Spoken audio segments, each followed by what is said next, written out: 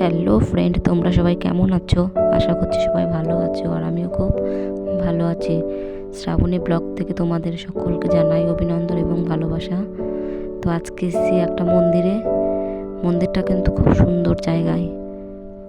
মন্দিরের ভিতরটা কিন্তু খুব সুন্দর।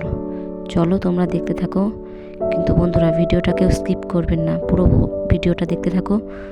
আমার তো ভালো লেগেছে, তোমাদেরও নিশ্চয়ই খুব ভালো লাগবে। তো চলো দেখা যাক মন্দিরের ভিতরটা।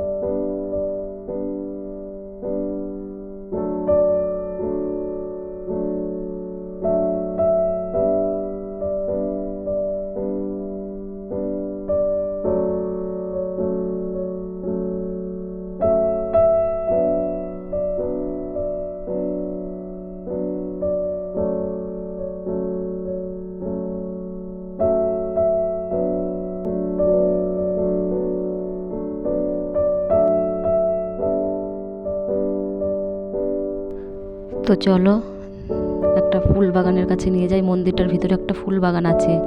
বাগানটা খুব সুন্দর, আর এত সুন্দর সুন্দর ফুল ফুটেছে না বন্ধুরা, দেখে তোই মনে হচ্ছে ছিঁড়ি। তো ছিঁড়া যাবে না, কারণ ওখানে লেখা আছে ফুল গাছে কেউ হাত দেবেন না, সেই জন্য ছিঁড়তে পারলাম না। কিন্তু ছবি তো উঠতে পারি। তো অনেকগুলো ছবি উঠেছি।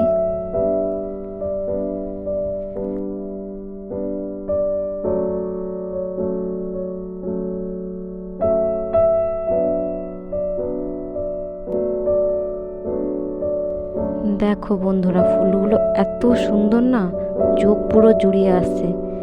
ফুলগুলো দেখে তো মনে হচ্ছে ছিঁড়ি। তারপর আমি একটু বসে পড়লাম ছবি ওঠার জন্য।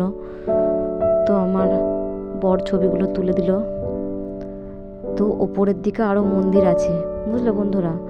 তো ওপরের দিকে এবার উঠতে থাকি, দেখি।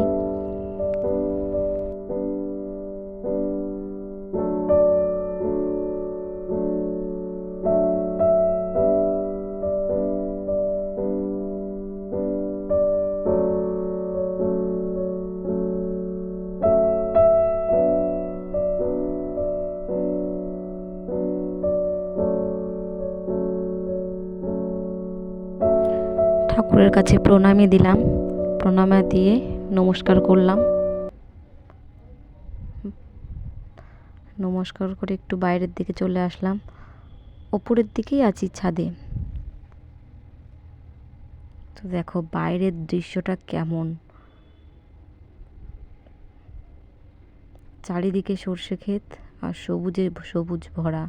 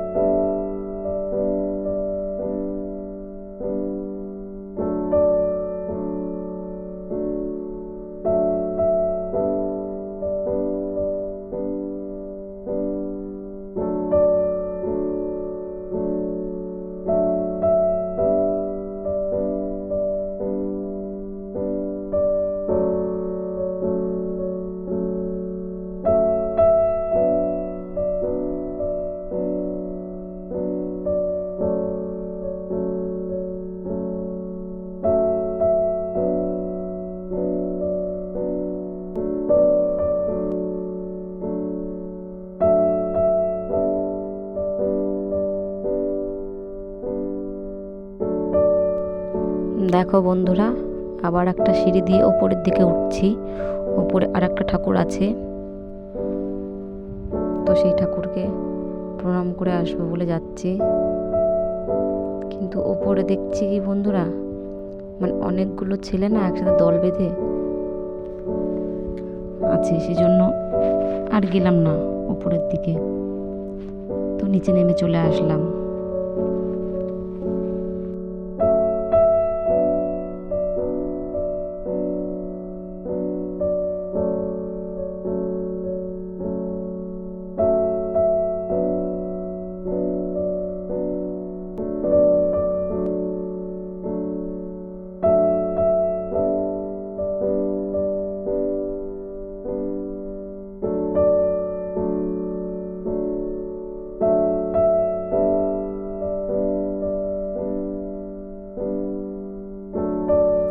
বন্ধুরা, এখন আমরা বাড়ি চলে যাচ্ছি। আমাদের মন্দিরটা পুরো দেখা হয়ে গেছে, কমপ্লিট। তো তোমাদের কেমন লাগলো কমেন্ট করে জানাবা এবং লাইক করবেন এবং আমার পাশে থাকবেন। ধন্যবাদ।